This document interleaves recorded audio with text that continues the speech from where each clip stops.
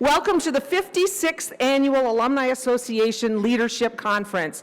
I'm Dolly Duffy, the Executive Director of your Notre Dame Alumni Association. Thank you.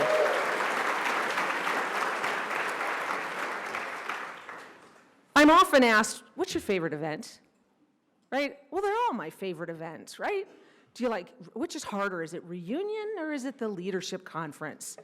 And I often say, this event has so much energy in it because you all come back and bring everything of yourself to it. And so it's nice to see so many familiar faces for one of these great events. And I have the incredible privilege of introducing our opening speaker. And I don't really need notes, but I want to make sure I don't mess up his degrees. Father Pete McCormick. Maybe just that. He's a two-time Notre Dame graduate, having earned his Master of Divinity degree in 2006 and an MBA in 2015, and he now serves as Assistant Vice President of Campus Ministry.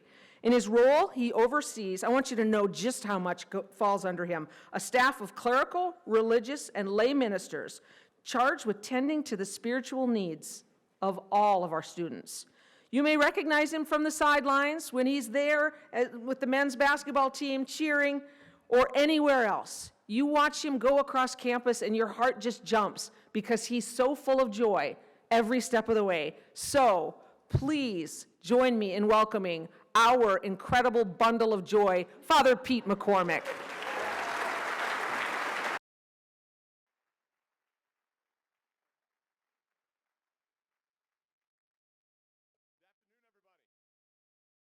How are y'all doing? It's so good to see everyone, and I'm so honored to be able to be a part of this conference in a meaningful way. As Dolly said, my name is Father Pete McCormick, and maybe for the next 10 minutes or so, my job is to talk to you a little bit about what I'm seeing around campus and to be able to share with you from my vantage point some of the things that we're working on in campus ministry, and then after that, really to get out of your way because I actually have a campus ministry business meeting at 1:30. So you are assured that I won't go long, which is a sweet thing out of a speaker. So without further ado, one of the things that I have such a privilege of being able to be a part of is kind of the life of campus. And I wanted to give you a sense of what I'm up to these days because I think it's instructive of where we find ourselves in the semester. So this past week, I had the opportunity to attend a couple different events, one that was coordinated by the Southeast Asian Society. And they ultimately kind of put forward this event called the Holy Spring Festival. The Holy Spring Festival is all about kind of throwing color in the air, but more importantly, it's about celebrating diversity and unity together. And so I was invited to stand at the top of the stage and to take in a cup the first and inaugural cloud of color up into the air. And the students had it completely coordinated, so there was like a countdown, then a bass drop, and then there was music that was played throughout the entirety of the event. And so at first I was like, I'm just going to do a ceremonial thing, and then I got so caught up in it, I ended up walking back to my room in Balmer trying to figure out, I hope to God all this stuff actually comes out. I'm happy to say it does. I'm also happy to say that most of the time I did not get too curious of looks while I was cruising around campus. It was more like, that's just Father Pete being Father Pete again. But this weekend I've got a few other things coming up. Tomorrow we have the great shirt unveiling. So those of you can have as a little icebreaker, kind of what is the color of the shirt going to be? If you ask me, I have no idea. Truly, I don't know. So it's a perfect position for me to be in. And then beyond that, this coming Saturday, I get to judge what's called a P-Fresh competition. Now, I'm not entirely sure what P-Fresh is, but I know this, it's dance. And furthermore, they said to me, hey, listen, Father Pete, why don't you come 30 minutes early so that we can instruct you on what you actually need to be looking out for. So I'm stoked about that. Tomorrow at something like 7 o'clock, I'm going to be an official judge. I'm going to do my best to be like Paula Abdul on American Idol, you know? So anyways, but those are a few of the things. Why do I tell you all this? Because we are quickly approaching the end of the semester. And so a lot of student clubs decide hey, we need to make sure that we're getting our event in. And in case it's been a minute since you spent an entire year in South Bend, there's a large period of time in which it's kind of hard to do, pretty much anything outside. And so now that we've entered into the sweet spot of good weather and end-of-the-year vibes, I think a lot of students are trying to get off some amazing events. But there's one in particular that I wanted to talk to you a bit about, and it's not so much programming, but it's actually about a conversation we in campus ministry have been having about the faith lives of our students. And I thought that you would appreciate just knowing that it's out there. Actually, what I'm about ready to talk about, this report is available on the campus ministry website. So if you have a hard time sleeping, I would highly recommend reading this. Or if you're looking to kind of like get a sense of what our students are talking about when it comes to their faith lives, this might be something you would consider reflecting on and reading. So what am I talking about? A couple years back, Pope Francis invited the entire church to be a part of a conversation of how is it that we might continue to move forward together. So I don't know that this is the best title, but this is the title they went. So Pope Francis called it the Synod on Synodality. Now, I was always told that you really shouldn't use two words, the same word twice, but regardless, this is where we're at. This synod, which is what I'm going to call it from this point forward, was really an opportunity to listen. So what we did in campus ministry is we spearheaded a project whereby we invited 40 people from all across campus to be facilitators, and then to invite students to participate in this conversation. What I love about that is that it was completely organic, and that it was an invitation if they chose. There was no expectation, but really it was a desire to listen, to hear what's going on and how is it playing out. And what I'm proud to say is that from that, we have a document now that allows us to be able to begin to reflect upon next steps, to reflect upon how we might honor what it is that students have told us. In case you're wondering, it broke down into 3 essential buckets. The first was, how do students relate largely to themselves? What are some of the kind of inner longings and questions that they themselves are presenting? But then the other piece is how are they relating to others?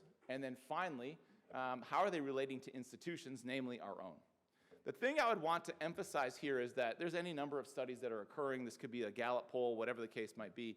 And what we found is that as we did and found our results, we also found that as other universities and dioceses were compiling and then sharing the results, is that ours were largely matching up with those of our peers. Why do I bring that out? Because sometimes at Notre Dame we can think that we're set aside, we're set apart. But the reality is that some of these trends that our students are encountering here are also being encountered elsewhere. Why do I think that this is positive for us? I think this is positive because it allows for us then to draw upon the wisdom, to draw upon the insight of so many others in this space who are thinking critically about the life of faith formation. So to me, I'm very excited. So a few high-level elements that I want to make sure that I point out. The first is that students are busy. They've got a lot going on. There's a number of things that are on their plates, and they're finding at times it difficult to be able to navigate the academic piece, the social piece, the extracurricular piece, and then also to be able to do the things that we know are just essential to be human beings, right? To pray, to eat well, to exercise, all of these different types of things. So and I'm really excited about this, Father Jerry Ollinger, who's the Vice President for Student Affairs, has been actively leading a strategic plan for the Division of Student Affairs. And some of the critical efforts that he is beginning to outline line up, interestingly enough, with what we're finding in the Synod, and also are beginning to provide opportunities and options that will allow us to serve our students better. So when it comes to perhaps students and others, they too encounter from time to time some of the challenges that we find when it comes to polarization, marginalization in our world. I'd like to offer to you a couple different definitions here because those two at times can feel a bit like they're the same thing or two sides of the same coin. So the way I would describe both is that within marginalization, oftentimes it's access to power, right? So who has greater access to the director of campus ministry or the vice president for student affairs or whatever the case might be? And so we need to continue to be diligent and thoughtful about how it is that we're allowing for students of all backgrounds to be able to share thoughts, insights. We think about kind of the collective we are and D, right? That's only the collective if we allow those voices to speak and to animate who we are today and to be a part of that. And so I'm very excited. Additionally, polarization, I think oftentimes this can play out in the following way, that it is sometimes safer to talk frankly about Notre Dame football or the weather than it is to talk about some of the things that are closer to the heart. And so how is it that we as a campus community that values community, that values the importance of a personal encounter and interaction, can we allow for meaningful spaces in which people can engage one another, not so much in a debate, but actually out of a desire to learn, to genuinely be curious? And the final element that our students spoke about was sometimes they just question the authority of institutions. They've frankly seen how institutions have not always been effective or good stewards of the power and responsibility that they have, and so they want to continue to see a greater sense of transparency and authenticity. And so those are a few of the high-level elements of what we found in the Synod. And again, why I think that this is so important is because it begins to allow for us to establish a foundation, a way by which we can continue this important work. I mentioned Father Jerry's strategic plan. And there's no better way to put a group to sleep than talking about strategic plans. I know this. I know this. So there's 3 reasons I bring it up. The first is, one of the key drivers of his is connection and community. The second is diversity, equity, and inclusion. And the third is faith and formation. And so I want you to know this. I want you to know that as you hear these national trends, I want you to know that there's active attention toward it, and beginning to think about creative and uniquely Notre Dame solutions so that we might continue to care for our students in a meaningful way. So now maybe as a way of closing, one of the traditions that I have seen emerge over the course of the past several weeks that I just wanted to share with you because I think it's a really beautiful thing. Sometimes people like me stand up and we talk about reports, as I have done, and so on and so forth, but I want you to just kind of visualize this. I'm assuming your recollection of campus is on point with pinpoint accuracy, almost like a GPS. So if you can think about the log chapel where that is housed and how it is sitting right near the lakes and how it might be on one of the rare hills on our campus. There's a slight slope, and every time I ride my bike up it, I regret having taken that route. I'm like, man, I got to get one of these scooters.